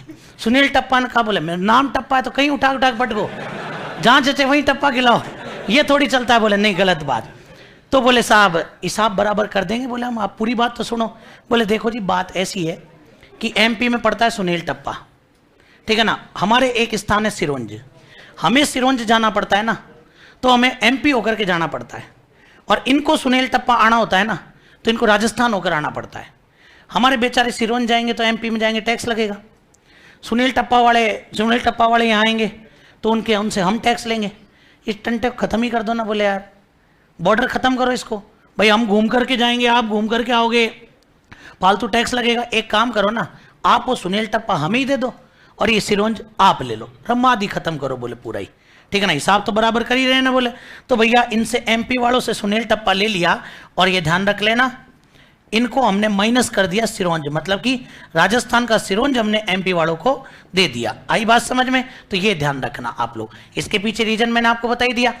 सुनील टप्पा एमपी में पड़ता था, एमपी वालों को अगर सुनील टप्पा आना है तो उनकी एंट्री राजस्थान में से होगी, ठीक है ना, और हमारा सिरोंज है, हमें सिरोंज जाना है तो एंट्री एमपी में से होगी, या फिर बहुत लंबा चक्कर लग रहा है। तो दोनों में से एक ऑप्शन है, अब क्या करना चाहते हो वो देख लो भाई। तो सबसे बढ़िया ये है कि भाई आदमी शॉर्टकट ही अपनाता है, शॉर्टकट अपनाता है। तो बोले हम तो बोले साहब सिरोंज जाएंगे, एमपी में से जाएंगे, टैक्स लगेगा, आप आओगे तो हम आपसे लेंगे। तो एक काम करो ना, इस सीमा विवाद को खत्म कर दो ना। सुनील टप्पा हमारे टच में ज्यादा है, हमें दे दो, जो कि वर्तमान में झालावाड़ में, अभी वर्तमान में झालावाड़ में वो, और सिरोंज जैसा करो आप ले लो, मंदसौर जिले में दे दिया उसको अपन ने। तो ये ध्यान रखना आप लोग, तब जाकर के ये एकीकरण की प्रक्रिया पूरी हुई। 19+3 तो अपन पहले ही पहुंच गए थे, केंद्र शासित प्रदेश और मिल गया, यही रिजल्ट निकालना था ना, अरे यही रिजल्ट निकालना था ना। तो ये जाकर के एकीकरण की प्रक्रिया पूरी होती है भैया। तो देख लेना आप लोग यहाँ पर, पहले तो ये कॉलम कंप्लीट है, ये कंप्लीट है। सबसे पहले आपके क्या सीखना है? ABCD। बोलो क्या सीखना है? A4, B4, C4 और D4। ठिकाना कोई मिल रहा है क्या? तो रिजल्ट क्या निकला? दूसरे का फॉर्मूला क्या है? प्रभु काकी साको झाड़ू बाटो। बोलो प्रेस से क्या बनेगा? बू से क्या बनेगा? काको क्या कर दो? की से क्या बनेगा? शाह से क्या बनेगा? को से क्या बनेगा, जा से क्या बनेगा, डू से क्या बनेगा, बा से क्या बनेगा, और टो से क्या बनेगा, बांसवाड़ा में ठिकाना है और टोंक में ठिकाना है लावा। आगे बात समझ में यहाँ पर। तो रिजल्ट क्या निकला, 9 + 2। एक को तो छेड़ना ही नहीं है ना, अभी एक को 5वें पे जाके छेड़ना है। फिर देखो आप इसके बाद तीसरा बनाना है, तो तीसरे के लिए 2 में उदयपुर ऐड करना पड़ेगा। मतलब कि पूर्वी राजस्थान में क्या जोड़ दिया, 9 पहले थी, एक और जोड़ दी, 10 + 2 हो गया। अब आपको वृहद बनाना है तो 3 में आपको जे भी जोड़ना पड़ेगा, ठीक है ना। तो जोड़ोगे आप 3 में तो जयपुर, जोधपुर, जैसलमेर, बीकानेर। 10 पहले थी, 4 ये ठिकाना पहले था नहीं, मतलब ये पहले से अपन ने ले लिया, अब ठिकाना आया नहीं, तो 14 + 2। अब 5वां बनाना है, तो 5 का तो फॉर्मूला याद रखना, 5 = 4 + 1। 4 का नाम क्या है, वृहद राजस्थान, मतलब यहां से 14 + 2 उतर करके आ गई। 1 का नाम मत्स्य संघ, वहां से 4 + 1 आ गई। 14 और 4 तो 18 हो गए, 2 + 1 कितने हो गए, 3 हो गए। फिर बनाओ भाई, सिरोही बच रहा है, ले लो, बोले सिरोही भी लो, काम खत्म करो, आबू देलवाड़ा छोड़ करके। चलो साहब 18 की तो 19 हो गई, और यहां पर 3 के 3 हो ही गए। अभी मुद्दा बच रहा है कि बोले साहब जो लिया था ना वो वापस दो में, तो फिर आबू देलवाड़ा ले लिया, बोले वो अजमेर भी दे दो, अजमेर भी ले लिया, MP से सुनील टप्पा ले लिया और उनको सिरोंज, तब जाकर के एकीकरण की प्रक्रिया पूर्ण हो गई। आगे बात समझ में यहां तक। चलिए साहब, तो ये तो अपने को एक फॉर्मेट तो ये याद रखना है। फॉर्मेट नंबर 2 पर चलते हैं। ये क्लियर है क्या, पहले बता दो, पक्की बात है ना। बस तो इसी फॉर्मेट से आपको याद करना है। इसके बाद में फॉर्मेट नंबर 2। फॉर्मेट नंबर 2 में देखिएगा,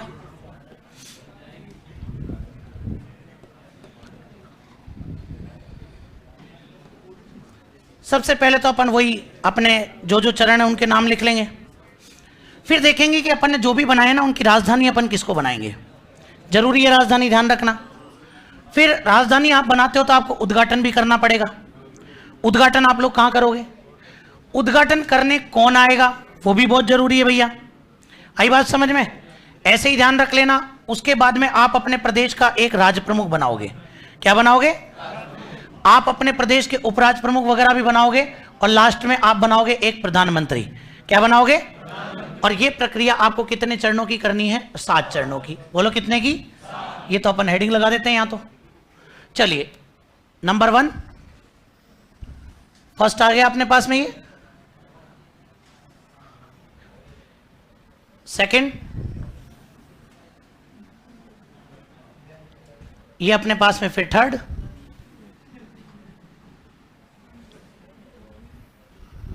फोर्थ,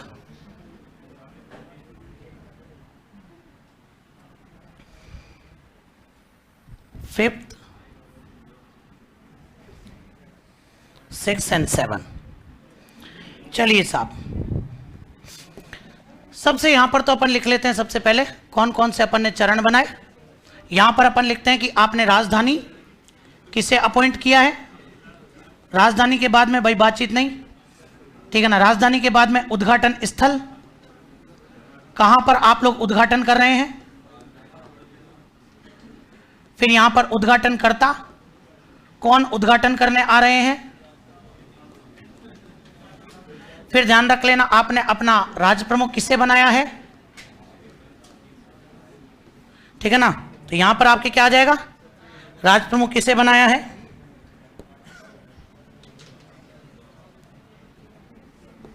फिर ध्यान रखना यहां पर अपन ले लेते हैं आपने उपराज्य प्रमुख किसे बनाया है।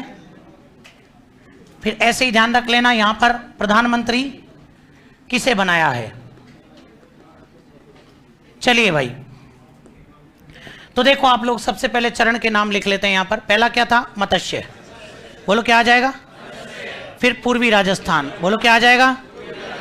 पूर्वी राजस्थान के बाद संयुक्त राजस्थान, फिर उसके बाद वृहद राजस्थान, फिर उसके बाद संयुक्त वृहद राजस्थान, फिर उसके बाद राजस्थान, और फिर लास्ट में राजस्थान। चलिए साहब देखिएगा इधर, अब आप इसको पूरा कहानी की तरह याद करना पड़ेगा अपने को। सबसे पहले बात आई कि बोले साहब राजधानी किसको बनाया जाए। तो राजधानी हम लोग बना सकते हैं, बोले साहब अलवर है, भरतपुर है, धौलपुर है, करौली है। बोले साहब चारों में से जो सबसे ज़्यादा डेवलप है ना उसको बना दो। बोले साहब, बोले डेवलप, बोले काम करो कि बोले डेवलप अलवर ही है चारों में, तो ये ध्यान रखना, इन्होंने राजधानी किसको बना दिया? अलवर को राजधानी बना दिया साहब। अलवर के महाराजा उस समय तेज सिंह हुआ करते थे, तो बोले साहब आपके अलवर को राजधानी बनाएंगे। बोले उद्घाटन की जगह है क्या? बोले आपके। बोले हाँ है ना, अपने सिटी पैलेस अलवर में कर लो उद्घाटन। भरतपुर वालों का तो हम तो जीवने आए दिखते हैं केवल, ठीक है ना। बोले अलवर में बनाओ आप राजधानी, बिल्कुल बढ़िया है, उद्घाटन भी वहीं करो, और उसके बाद में बोले आप राज प्रमुख भी तेज सिंह जी को बनाओ, और वहीं से कोई प्रधानमंत्री भी छांट लेना फिर, ठीक है ना। और हम एक काम करते हैं, हम यूपी में मिल जाते हैं ना। बोले हमारी तो कोई इज्जत ही नहीं है ना। बोले सब काम इन्हीं को दे दो। अरे बोले ब्रजेंद्र सिंह जी, बोले आप काहे को नाराज हो रहे हो? बोले आपके लिए सोचा है ना हमने, हम लोहागढ़ में करेंगे उद्घाटन, आप काहे को चिंता करते हो? तो लोहागढ़ के अंदर इन्होंने क्या किया? उद्घाटन किया। और लोहागढ़ आपके कहाँ पड़ता है? तो ये लोहागढ़ आपके भरतपुर में पड़ता है भाई, ठीक है भाई। चलिए साहब, फिर बात आई उद्घाटन कौन करेगा? एनवी गॉडगिल। आप तो गॉडगिल याद कर लो, बोलो कौन करेगा? और इसको तो देखो एक फॉर्मूला वैसे ही बना हुआ है कि गॉडगिल गॉडगिल चाचा पटेल। बोलो क्या? वापस बोलो, गॉडगिल गॉडगिल गॉडगिल गॉडगिल। बस इसके बाद उद्घाटन की जरूरत ही नहीं पड़ेगी, ध्यान रखना। आई बात समझ में? तो देखो आप लोग, गॉडगिल गॉडगिल चाचा पटेल। चाचा कौन? तो जवाहरलाल नेहरू। और ध्यान रखना यहां पर कौन आएंगे? सरदार वल्लभ भाई। तो सरदार वल्लभ भाई पटेल यहां पर आ जाएंगे। तो ये तो यूं ही याद रखना, गॉडगिल गॉडगिल चाचा पटेल। बोलो क्या याद करोगे? वापस बोलो क्या याद करोगे? ब्रह्माद राजधानी को लेकर के हुआ तो सबसे पहले किसको बना दिया? भरतपुर वाले नाराज हुए तो आपने इनको क्या कर दिया? चलो साहब, राज प्रमुख की बात आई। बोले अब राज प्रमुख तो बना दे तेज सिंह जी को, तो धौलपुर वाले उदयभान सिंह जी का। बोले कोई दिक्कत नहीं, हम तो मना ही नहीं कर रहे ना, हमारे लिए यूपी वाले तैयार बैठे हैं, कल जाके मिल जाएंगे, ठीक है ना। बोले हम तो यहाँ पे लड्डू पूड़ी जीमने आए, जीम के चल जाएंगे, हमारी कहाँ औकात है? बोले साहब, ठीक है ना। तो पटेल साहब ने कहा बोले नाराज नहीं करना, बोले ऐसे तुम्हें बना देते हैं, खुश रहो, तुम खुश रहो। बोले भाई। तो उदयभान सिंह, बोलो किसको बनाया? उदयभान सिंह जी को क्या बना दिया गया? राज प्रमुख बना दिया गया। ये आपके कहाँ के हैं? धौलपुर। बोलो कहाँ के हैं ये आपके? तो ये आपके धौलपुर के हैं भैया। फिर बात आई, बोले उपराज प्रमुख। बोले अब तो बना दे तेज सिंह जी को, करौली वाले ने कहा हाँ बिल्कुल बना सकते। बोले बगल में, अरे बोले इनको भी बनाओ रे, राजस्थान में बड़े लफड़े हैं। बोले गणेश पाल जी को बना दिया। और ये गणेश पाल जी कहाँ के हैं? करौली के हैं। तो इनको अपन ने क्या बनाया? उपराज प्रमुख। चलो साहब, फिर बात आई बोले प्रधानमंत्री को लेकर के। प्रधानमंत्री बोले शोभाराम कुमावत। इनको कोई दिक्कत नहीं है भाई, इनको तो खूब बनाओ, इनको राजाओं क्या ही दिक्कत इनसे। शोभाराम कुमावत को क्या बना दिया गया? यहां पर प्रधानमंत्री आपके नियुक्त कर दिया गया। बात क्लियर? राउंड नंबर 1 कंप्लीट हुआ। राउंड नंबर 2 पर चलते हैं। दूसरा राउंड क्या है अपने पास? पूर्वी राजस्थान। बात आई कि बोले साहब इतनी लंबी रेल निकली पड़ी है, ठीक है ना, प्रतापगढ़, बूंदी, इनमें सबसे डेवलप कौन है? बोले कोटा है। कोटा का विकास बहुत जबरदस्त हुआ, तो ध्यान रखना कोटा। अरे बोले साहब उद्घाटन, बोले कोटा ही करेंगे। बोले किसी को दिक्कत हो तो बता दो, बोले अभी मैं हिसाब कर देता हूं। बोले भीम सिंह जी बड़े सॉलिड आदमी थे इस मामले में। बोले साहब राज प्रमुख, बोले हम ही बनेंगे, पूछना क्या। भीम सिंह जी को क्या बना दिया? कोटा के आगे हिम्मत भी नहीं थी कि कोई बोल ले, तो ये ध्यान रख लेना। लेकिन बहादुर सिंह जी नाराज हो गए। बहादुर सिंह जी गए सीधे भोपाल सिंह जी के पास, अपने मेवाड़ वालों के पास, और उन्होंने कहा आपको पता है? बोले भोपाल सिंह जी बड़ी बड़ी रियासतें मिल रही हैं हमारे, ठीक है ना। बोले बड़े तो हम हैं। बोले आपसे जो छोटी है उनकी बात कर रहा हूँ। बोले तो हम 9 रियासतें मिल रही हैं, और 9 में फिर हमारे वो भीम सिंह जी को क्या राज प्रमुख बना रहे हैं। अब आप बताओ, आपके होते हुए भीम सिंह जी को राज प्रमुख बनाएंगे? मैं कहता हूँ आपकी वैल्यू बढ़ जाएगी, आप आ जाओ हमारे साथ, अभी मिल लो। बोले आप, ये 23 तारीख की बात बता रहा हूँ मैं आपको, और उधर 25 तारीख को तो उद्घाटन होना है। बोले आप आ जाओ, समझो आपकी इज्जत बढ़ेगी, 9 के बीच में आप एक अलग ही नजर आओगे हीरा, ठीक है ना। भोपाल सिंह जी बोले आप आके मिलो, बोले हमारे साथ, ठीक है ना, और आपको बनाएंगे राज प्रमुख। बोले आप आ जाओगे? तो बोले अच्छा बात ऐसी है, और बोले भव्य स्वागत करवाऊंगा, आप तो आओ। बोले तू आकर के मेरे को यहाँ क्यों कह रहा है? बोले वो भीम सिंह जी को बना दिया, मेरे को वो शकल से ही अच्छा नहीं लगता, हम बड़े हैं यार, उन बूंदी वाले कोटा वाले बाद में हमसे ही तो निकले हैं। बोले और आज बताओ इतने बड़े तूफान बढ़ रहे हैं कि खुद राज प्रमुख हमारी इज्जत ही नहीं कर रहे। बोले आप आ जाओ। बोले साहब, तो बोले ठीक है। तो बोले मैं पटेल साहब को फ़ोन किया, बोले भोपाल सिंह बात कर रहा हूँ। अरे बोलो साहब। बोले क्या बात? बोले मैं मिलना चाहता हूँ। अरे आप मिलना चाहते हो? भोपाल सिंह जी बोले आप भोपाल सिंह ही बोल रहे हो ना? किसी को उम्मीद नहीं थी कि भोपाल सिंह जी पटेल साहब को बोल देंगे कि मैं मिलना चाहता हूँ। किसी को भाई उदयपुर मिल जाए तो फिर तो मजे ही आ जाते ना। भोपाल सिंह ने कहा मैं भोपाल सिंह ही बोल रहा हूँ, मजाक नहीं कर रहा, मिलना है अभी, और 25 तारीख को एनी हाउ, और ये जो पूर्वी राजस्थान बना रहे हो ना, इसमें मेरे को भी टेको और राज प्रमुख बनाओ। बोले फिर आप मेरे को 2 मिनट दो। बोले मैं एक बार भीम सिंह जी से बात कर लूँ, उनको कह तो दूँ कि भाई वो भी मिल रहे हैं। तो भीम सिंह जी को फ़ोन किया, बोले भीम सिंह जी सॉरी सर, बोले थोड़ी सी दिक्कत है, वो अपने भोपाल सिंह जी का इन्विटेशन आ गया है और भोपाल सिंह जी भी मिल रहे हैं, तो अब आप तो जानते हो बड़े आदमी हैं, तो फिर आप राज प्रमुख अब आप नहीं रह पाओगे। भीम सिंह जी ने पटेल साहब मजाक कर रहे हैं, बोले यार आप, मैंने सारे रिश्तेदारी में कार्ड बंटवा दिए, लड्डू वड्डू बनवा दिए यार, टेंट वेंट वालों को ऑर्डर दे दिया, मैंने सारे काम करवा दिए यार, आप तो बेइज्जती कराओगे। बोले तो फंक्शन तो करना ही था ना, तो बोले मैंने तो सारा कुछ ऑर्डर दे रखा है, ये तो बेइज्जती कराओगे। बोले मैं नहीं खेल रहा यार, बोले मैं अपना दूसरी व्यवस्था कर लूँगा, ठीक है ना, ये गलत बात है। तो बोले भीम सिंह जी नाराज क्यों, चलो आप मेरे को 2 मिनट दो। चलो फिर भोपाल सिंह जी से बात करी। भोपाल सिंह जी बात ऐसी है कि 9 रियासत है, छोटी छोटी रियासत है, आप समझो, इनके बीच में आप जाओगे आप लगोगे ही नहीं, फिर कुछ लोग कहेंगे लो इनके साथ बच्चों के साथ में आप भी, और बोले ऐसे नहीं करते, बोले ठीक है ना, आप समझो, समझा करो, नादान की दोस्ती जीव का जंजाल, ठीक है ना, ऐसे नहीं करते। हम तो ये सोच के बैठे थे आपको अलग से मिलाएं, भव्य आपका स्वागत करें, एक आप ही दिखें उनमें अलग से, बिल्कुल सब नीचे बैठे रहें, आप एकदम शानो शौकत से जाओ, भव्य समारोह आपके, ऐसा कुछ सोच के बैठे। तो आप बताओ क्या करना है। बोले अच्छा अलग से स्वागत होगा, हाँ बोले वही तो समझा रहे, और उदयपुर में ही होगा। अरे बोले महाराज जो कहोगे वो होगा, ठीक है ना, लेकिन अभी इनको बच्चों को एक हो जाने दो पहले, फिर क्या है आप एकदम सीनियर बन के जाना रू आपके साथ। बोले हाँ बात बिल्कुल सही है। भोपाल सिंह जी का 2 मिनट दो। बहादुर सिंह जी को फ़ोन किया, मैं बाद में देखूंगा यार, अभी नहीं है ना। बहादुर सिंह जी बेचारे माथा पकड़ ली, क्या करें, बनाओ साहब। बोले साहब आप भीम सिंह जी को ही बनाओ, अब तो क्या ही कर सकते हैं। लेकिन बहादुर सिंह जी नाराज रहे, वहाँ पे चुपचाप बैठे रहे, उनको पूछे बोले लड्डू, बोले मना कर दो। बोले दिक्कत क्या है, बोले ये बताओ। बोले आपने बोले मजाक कर रखा है, बोले यार आप लोगों ने कोई समझ ही नहीं आती आपके, ठीक है ना। अरे तो बोले नाराज मत हुआ करो यार, आपके जचे जिसके ये तुम्हारे बड़ घुस जाता है 2 मिनट में। अपने गांव में ऐसे ही तो कहते हैं, जब अपने जैसे कभी जैसे अपने को तो खैर क्या कहते हैं, लेकिन जैसे आपस में बड़े बड़े अपने जो पिताजी वगैरह भाई होते हैं, ये आपस में बैठ रहते हैं, कोई छोटा नाराज हो जाता है, अब तेरे तो 2 मिनट में बड़ घुस जाता है, तेरे तो लेने देने की वजह, तेरे कुछ कहो ही मत है ना, फिर अगला वो जो छोटा होता है वो बोले गुस्सा होकर वहाँ से भाग जाता है। तो ये ध्यान रखना। बहादुर सिंह जी को फिर कहा, बोले आपको एक काम करते हैं, आपको वरिष्ठ राज प्रमुख, वरिष्ठ उपराज प्रमुख बनाते हैं। क्या बनाते हैं भाई, उपराज प्रमुख तो ऊपर लिखा हुआ है, अपन यहाँ पे वरिष्ठ कर देते हैं ना, तो यहाँ वरिष्ठ उपराज प्रमुख आपको बनाते हैं। लक्ष्मण सिंह जी का बोले ऐसी की तैसी बनाते हैं। बोले हमारे बराबर का आदमी है, भीम सिंह जी को आपने बनाया, मैंने कुछ बोला नहीं बोला ना, अब बोले हमारी इज्जत नहीं है, फिर मैं अकेला ही रह गया, बोले बाकी तो वैसे ही छोटे मोटे हैं, बोले मेरा क्या इलाज है। बोले नाराज मत हो रहे यार तुम। लक्ष्मण सिंह जी बोले आपको कनिष्ठ बना देते हैं। हाँ कुछ भी बनाओ जरूर, हाँ अच्छा कुछ ही बनाओ। तो फिर इनको कनिष्ठ उपराज प्रमुख बनाया गया। बोले अब खुश। अरे तो लक्ष्मण सिंह जी बड़े डेंजर आदमी थे, ध्यान रखना।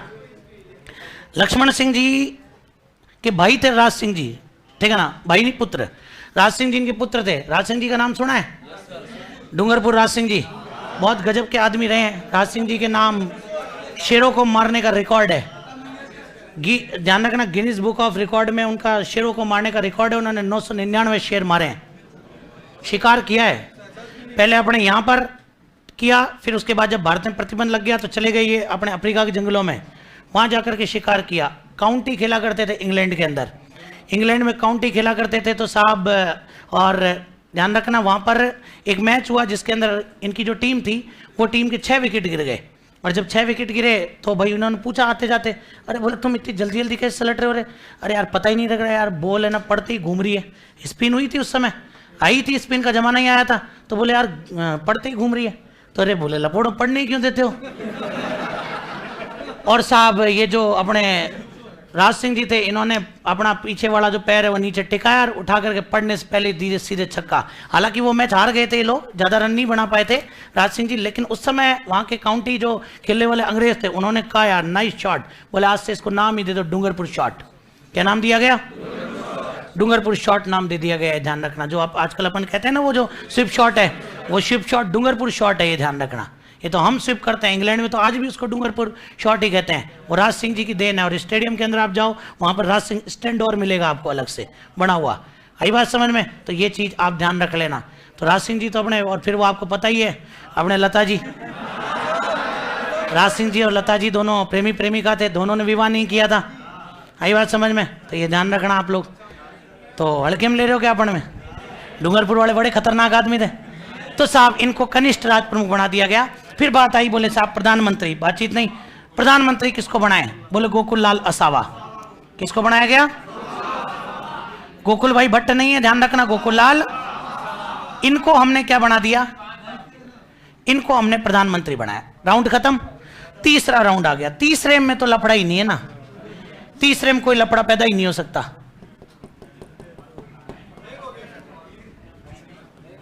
चलिए साहब, तो देखो आप लोग यहां पर राजधानी, कोई कुछ बोल सकता है क्या? उद्घाटन सिटी पैलेस, कोई कुछ बोल सकता है क्या? नहीं बोल सकता भैया। तो लो साहब, सिटी पैलेस उदयपुर। भोपाल सिंह, कोई कुछ बोल सकता है?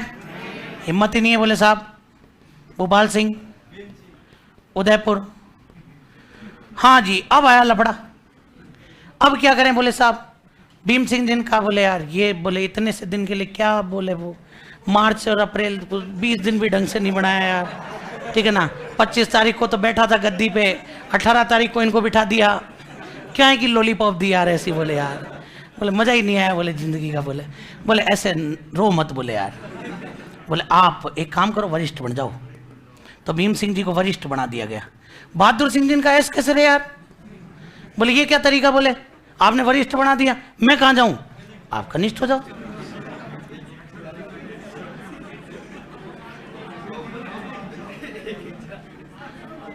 बोले आप कनिष्ठ बन जाओ। बोले यार लक्ष्मण सिंह जिनका, बोले ऐसी तैसी बन जाओ। बोले ये कोई तरीका थोड़ी होता है, बोले ठीक है ना। बोले मैं क्या करूं? बोले अरे तो दोनों भाइयों दोनों रह जाओ यार। तो दोनों को इसी एक ही गद्दी पे बिठाया, कनिष्ठ की गद्दी पर। पटेल साहब ने लॉलीपॉप बढ़िया दिए, हाँ, मतलब सब कुछ सेट करके चले पटेल साहब पहले ही। और प्रधानमंत्री के लिए तो खैर माणिक्यलाल वर्मा फुल फॉर्म में थे, माणिक्यलाल। तो इनको माणिक्यलाल वर्मा को बना दिया गया प्रधानमंत्री। लो साहब, फिर आगे बात आई, राउंड नेक्स्ट, वृहद राजस्थान। ओह बोले साहब एंट्री हो गई, सब दूर हो जाओ, बोले ठीक है ना। भोपाल सिंह जिनका, ठीक है मानते हैं, जायज है, बनाओ जयपुर को आप, ठीक है ना। उद्घाटन सिटी पैलेस के अंदर करेंगे। हाँ बोले भोपाल सिंह जिनका, कोई दिक्कत नहीं, कर लो, कोई टेंशन नहीं। जयपुर भोपाल सिंह जिनका लिख दो यहाँ, भोपाल सिंह जी। अरे बोले या मान सिंह लिखेंगे? बोले भोपाल सिंह जिनका बताऊंगे अभी, मान सिंह लिखवाऊँ आपसे, ठीक है ना। यहाँ भोपाल सिंह ही रहेगा। बोले नहीं साहब अब तो मान सिंह ही रहेंगे। बोले साहब तो भोपाल सिंह जिनका, तो ठीक है। तो बोले कि ध्यान रखना, मेरे पूर्वजों ने भारतीय उपमहाद्वीप में मेरा पहले ही स्थान तय कर रखा है कि कहाँ रहने वाला है, ये ध्यान रखना, दूसरा राज्य खड़ा कर दूंगा 2 ही मिनट में, ठीक है ना। तो भोपाल सिंह पटेल साहब ने कहा हो गए नाराज, बस आदतें बिगड़ी है, राजस्थान के रह गए ना, बस हर बात पर रूसना है, हमने कुछ बढ़िया सोच रखा है, बोलने का मौका ही नहीं दोगे आप, समझो। बोले हमने आपके लिए कुछ धमाका सोच रखा है। बोले आपको ये राज प्रमुख है, छोटी मोटी सीट है, समझो, हम आपको महाराज प्रमुख बनाएंगे। क्या बनाएंगे? बल्कि मैं आपको बताऊं, ये सबसे बड़ी लॉलीपॉप थी, कोई लेना देना नहीं है। जैसे ऐसा होता है ना, जैसे कैसे स्कूल में अध्यक्ष होता है, व्यवस्थापक, फिर अध्यक्ष जी बूढ़े हो जाते हैं, बोले इनको संरक्षक बनाओ, और अध्यक्ष साहब से होता, अरे बोले संरक्षक, ये तो बहुत बढ़िया, अरे वो सबसे बड़ी लॉलीपॉप दी है तुझे। ध्यान रखना, ये भोपाल सिंह जी को महाराज प्रमुख बना दिया। तो फिर भीम सिंह जिनका, मतलब हाँ यार ये ठीक हो गया, इनको महाराज प्रमुख बना दिया, नहीं तो एक और नीचे आना पड़ता। भीम सिंह जिनका, मैं अपनी जगह सही हूँ। तो बोले हाँ आप आपकी जगह रहो, लेकिन सुनो आपके साथ में हनुमंत सिंह जी भी आएंगे। और बोले तो तनख्वाह अपनी 2 भागों में बट गई, तनख्वाह मिलती थी तो इनको, बोले 2 भागों में बट गई साहब ये तो। बोले कोई बात नहीं, अब जो भी है देख लो अब आप लोग। तो इन दोनों को तो बना दिया क्या? वरिष्ठ। इन दोनों को तो क्या बनाया? वरिष्ठ। और फिर बात आई किसकी? कनिष्ठ की। बोला आप दोनों सेट हो, ठीक है ना, आपको नहीं छेड़ रहे। बोले इन्होंने तो भगवान के प्रसाद जो चढ़ाया, बोले बढ़िया, ये इधर आ जाता लक्ष्मण सिंह देगा, अब तो जाना ही पड़ेगा, अब बाहर ही जाना पड़ता दिखता है। तो बोले साहब इनको कनिष्ठ कर दिया गया। बोले प्रधानमंत्री, अब बड़ी दिक्कत खड़ी हुई, हल्के में मत लेना इस जगह को। अब यहाँ दिक्कत खड़ी हो गई, क्योंकि जयपुर, जोधपुर, जैसलमेर, आपके बीकानेर, उधर आपके उदयपुर, सब आपके, और ये ध्यान रख लेना, और सबके ये फिराक में थे कि भाई प्रधानमंत्री अपन बनेंगे, ठीक है ना। उधर से बात आई, बोले हीरालाल शास्त्री उधर से जोधपुर से जमनालाल बजाज, माणिक्यलाल वर्मा, तीनों बड़े लीडर। हीरालाल शास्त्री, हालांकि इनमें राजनीतिक करियर इनका कम था, तो वल्लभ भाई पटेल ने कहा मान सिंह जी आपको जो लगे ना, नो टेंशन, जिसका नाम देना है ना उसको आप प्रधानमंत्री बनाओ, हम देख लेंगे बाद में जो होगा, ठीक है ना, बाकी हम देख लेंगे, आपकी इच्छा हो ना जो करो। मंच सज गया पूरा बढ़िया फर्स्ट क्लास, जैसे अपने स्टेज बनते हैं ना आजकल रैलियों में, वैसे बना दिया गया। मान सिंह जी ने कहा कि मुझे 17 सितंबर 1942 का वो दिन आज भी याद है कि जब जयपुर प्रजामंडल भारत छोड़ो आंदोलन में भाग लेने जा रहा था और मैंने हीरालाल शास्त्री जी को बुलाया था। उन्होंने मेरे प्रधानमंत्री मिर्जा इस्माइल के साथ जेंटलमैन एग्रीमेंट किया था। जेंटलमैन एग्रीमेंट पर साइन किए थे कि भारत छोड़ो आंदोलन में जयपुर प्रजामंडल भाग नहीं लेगा।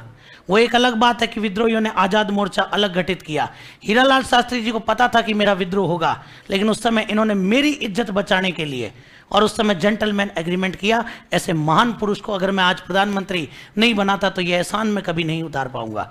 और बोले मेरी तरफ से जो आपके प्रधानमंत्री नियुक्त किए जाते हैं वो हीरालाल शास्त्री नियुक्त किए जाते हैं। और आप लोग मानेंगे नहीं कि उस समय जयनारायण व्यास और माणिक्यलाल वर्मा स्टेज पर जिस कुर्सी पर बैठे हुए थे उस कुर्सी को फेंक कर चले गए, ठीक है ना। और ये राजस्थान की राजनीति में पहला काला दाग लगा था कि बड़े लीडर थे ना, अब बड़े लीडर थे, होता ही है तो होना ही है कि भाई वही वाली बात की एक, हाँ अभी पुराने का समय में भी ऐसा ही हुआ, एक बड़े लीडर को साइड करके एक लीडर सीधे सीट पर पहुंचा था, ठीक है ना। नाम तो मैं खैर किसी का नहीं लूंगा, लेकिन अगले को फील तो होता ही है ना।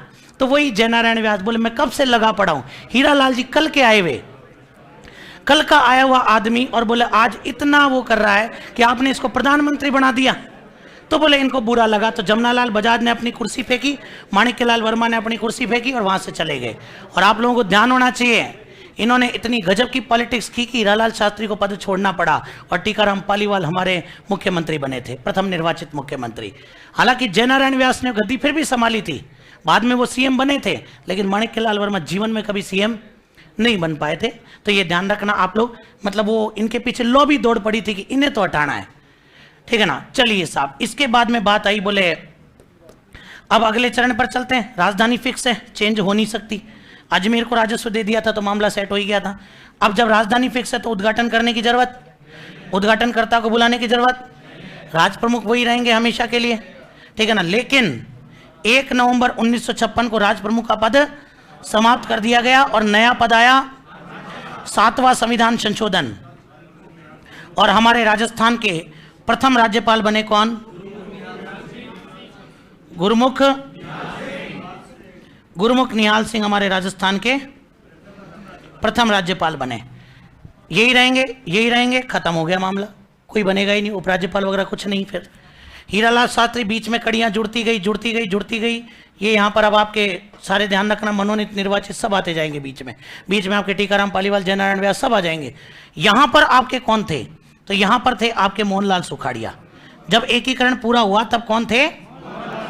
मोहनलाल सुखाड़िया। बोलो कौन हो जाएंगे? मोहनलाल सुखाड़िया थे। आई बात समझ में? ये ध्यान रख लेना आप लोग। एक चीज और बता देता हूं, जब प्रदेश का नाम आपके, और ये ध्यान रख लेना, जब हमारे प्रदेश का नाम राजस्थान पड़ा, इससे पहले तो प्रधानमंत्री का पद होता था, यहां जाकर के आपके मुख्यमंत्री का पद हुआ। और यहां पर जो अपने पहले मनोनीत मुख्यमंत्री बनाए गए, और जो पहले मनोनीत मुख्यमंत्री थे वो हीरालाल शास्त्री। निर्वाचित कौन थे? टीकाराम। तो पहले मनोनीत मुख्यमंत्री आपके कौन बने? हीरालाल। तो यहां पर भी आपके हीरालाल शास्त्री को ही मौका दिया गया। आई बात समझ में? तो ये चीज आप थोड़ा सा ध्यान रख लेना। तो ये अपने को पूरा फॉर्मेट याद होना चाहिए। इनको आप कोई ट्रिक से याद नहीं करेंगे, इनको कहानी से ही आप याद करेंगे। जैसे बताया ना, वो कहानी अपने को आनी चाहिए। बात क्लियर है यहां तक? बोलिए कोई दिक्कत इसके अंदर? तो ये एकीकरण का 90% पार्ट कंप्लीट हो गया। कितना परसेंट? 90%। अब आप चाहें तो इसकी फोटोज ले सकते हैं। हाँ जी, पीडीएफ लेट आती, बताए ना। जिसको लग रहा है ले लो, जिसको लगता है। मैं एक एक पेज चेंज कर दूंगा। वेट एंड वॉच, रुको, एक ही न्यूज चैनल थोड़ी है, और भी है।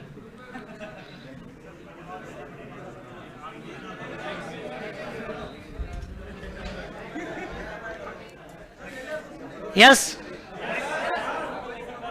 अरे तो कईयों का कैमरा ऐसा है कि दबेगा अभी और फोकस बढ़ेगा 8 मिनट बाद। तो नौकरी लगो और इसको जल्दी बदलो, उससे पहले बदलते हो तो तुम बेवकूफ हो।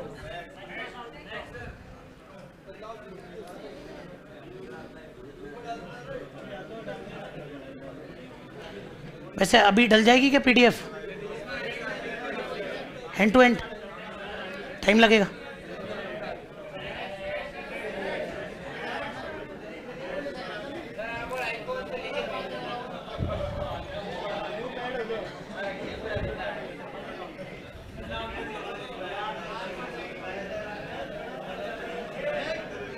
बातचीत नहीं। तू कहाँ से आया रे? है तू तो B1 का है ना?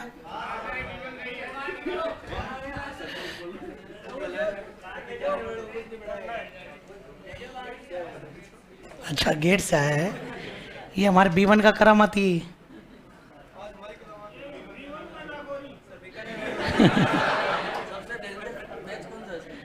उत्कर्ष में, कंप्यूटर निदेशक में तुम ही हो।